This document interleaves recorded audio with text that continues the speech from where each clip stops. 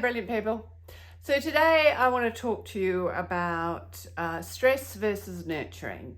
And one of the reasons why I want to do that is because I missed giving you a video for Chinese New Year, and we're moving into the year of the rabbit. And the rabbit in that sort of Eastern astrology is very much about sensitivity and aesthetic, and because the rabbits are so sensitive, it's about nurturing. Because really there's two ways that we can go about living our life, pursuing our purposes.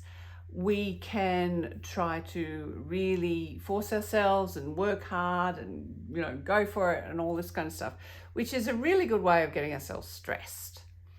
And a lot of people, they kind of flip between stressing themselves or indulging themselves, and neither really works, because if you're stressing yourself, you're paying a toll for it, physically, maybe mentally, emotionally as well.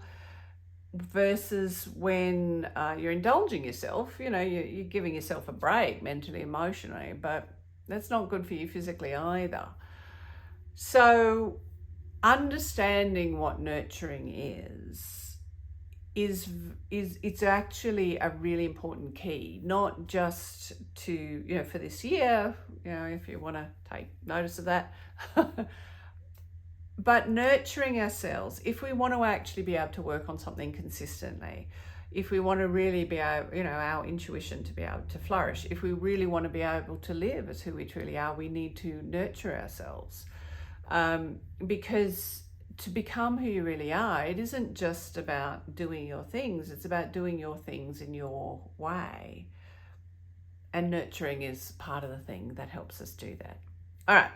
Enough preamble. So what is nurturing? So nurturing is about being able to do things, as I said, at our own pace. So that means not going slower than our own pace, and you'll know that you are because you'll starting to feel frustrated and bored, and not going faster than your own pace because you'll be feeling then, stressed and pressured. Nurturing is about working towards your dreams, but not trying to make yourself get there tomorrow or even today or next week. But at the same time, not neglecting your dreams. So it's about getting there, one step at a time. And nurturing means that understanding that if you're moving in the direction of your dreams, of your purposes, well, the rest is just a matter of time. And right timing is one of those things that really helps our intuition work better. And because nurturing, when we're being nurturing for ourselves, and look, if you're a guy, maybe talking about nurturing is a bit weird for you, but it just, so maybe if nurturing is too weird a word for you, maybe, thinking about working in the optimal way might be a better word for you. The whole point is that when you're working in a way that suits your system, which can be nurturing or at, your optimal pace, whichever, whatever suits you, then because that means that you're allowing things to unfold, you're far more likely to then start to also create synergies. You're going to be able to be more open to your intuition, and also your energy is going to be better. So learning to do things, not just your thing, but doing it in your way, but making sure that you're doing it. So one of the things that can really help with this is what I call the 5-minute rule.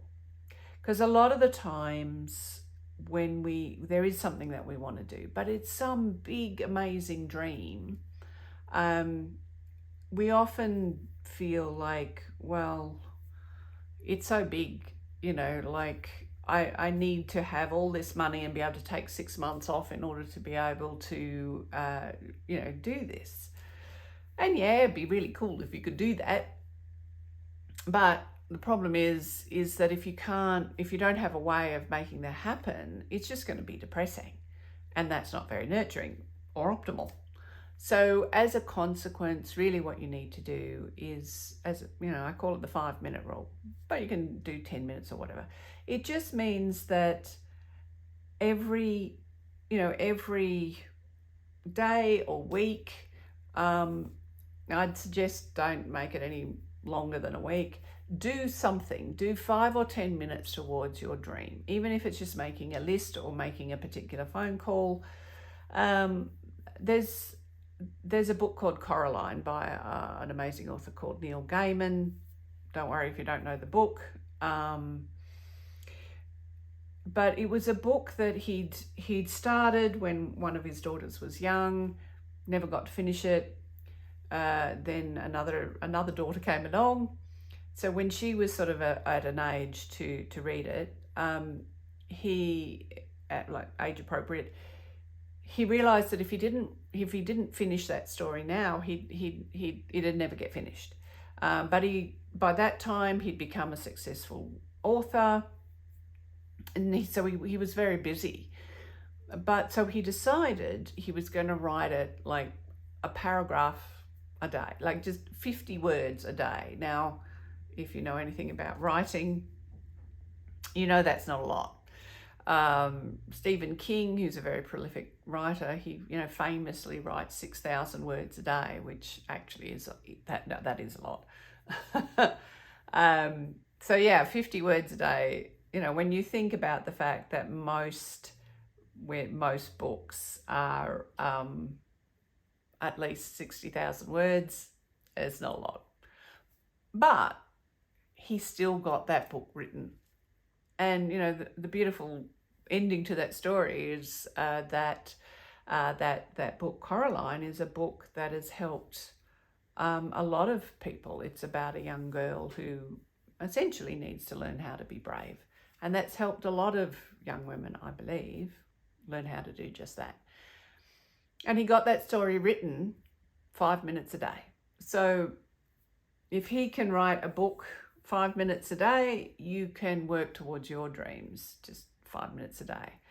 And when you do that, you'll find that over time you'll be able to do more, and things will start to line up in your life more because you'll be practicing that energy. So do that, because that is one of the ways that you can learn to express your integrity and therefore remember that you're brilliant.